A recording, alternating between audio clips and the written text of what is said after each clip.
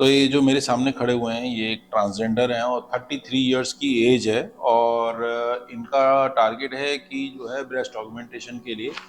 और breast augmentation के लिए इन्होंने सोचा कि जो है सिलिकॉन ब्रेस्ट इम्प्लांट ही सबसे सही रहेंगे। जब ये मेरे पास आए थे तो इनसे डिस्कशन हुआ था सारी चीज़ों का। तो ये डमी इम्प्लांट्स हैं जिनको मैं इतना प्रेशर दे के जो है स्क्वीज कर रहा हूँ और दबा रहा हूँ। तो इसमें कोई प्रॉब्लम नहीं है। देखिए, इनकी प्रॉब्लम होती है शार्प ऑब्जेक्ट से। तो ये डमी भी मोटिवा कंपनी का है और आज जो इम्प्लांट होगा वो भी मोटिवा कंपनी का ही होगा। तो मोटिवा कंपनी का प्रोग्रेसिव जेल इम्प्लांट है, 380 सीसी का है। एक साइड में, राइट साइड में ये दो हैं, ऊपर और नीचे। तो राइट और लेफ्ट के लिए अलग अलग जाएंगे। इनके सारे ब्लड टेस्ट किए गए थे, एक्सरे, ईसीजी सभी कुछ किया था और सब कुछ नॉर्मल था। ये इसी महीने में मेरे पास शुरू में आए थे तो सारी चीज़ें नॉर्मल हमको मिली।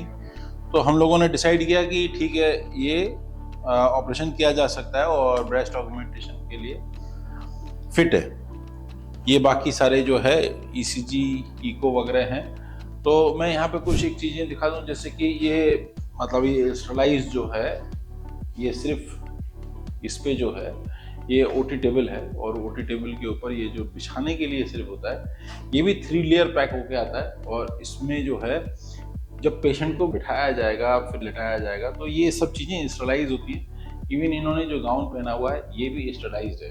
तो ये सारी चीज़ें जीवाणु मुक्त होती हैं, ये भी जीवाणु मुक्त है। इनके ऊपर जितनी भी ड्रेपिंग होगी सारी डिस्पोजेबल होती है। मैं आपको दिखा देता हूँ। तो ये जितनी भी होती हैं ये सब इस तरीके से पैक होके आती हैं। ये ईटीओ स्टरलाइजेशन होता है और ये सारी चीज़ें यूज़ होती हैं, सारी की सारी।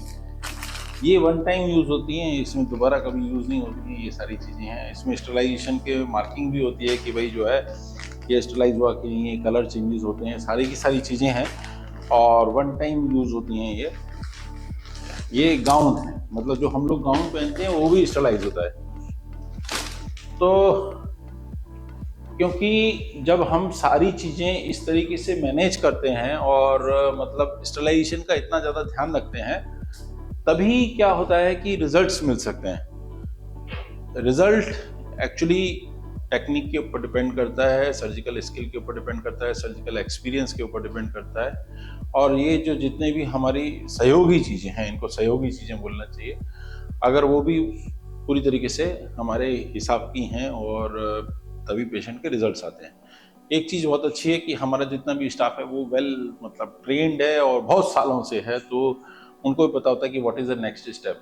तो इस सब चीज़ों के लिए बेसिकली एक तो सर्जरी बहुत स्मूथ होती है और इसमें रिजल्ट का बहुत बड़ा फर्क पड़ता है, क्योंकि आपको हर स्टेप बताना पड़े तो ये बहुत दिक्कत की बात होती है। सर हमारे जो एनेस्थेटिस्ट सर हैं तो वो भी हमारे साथ बहुत सालों से जुड़े हुए हैं। तो सारे स्टेप्स सबको मतलब बोलना चाहिए कि मुखस्त रहते हैं कि भाई व्हाट इज द नेक्स्ट।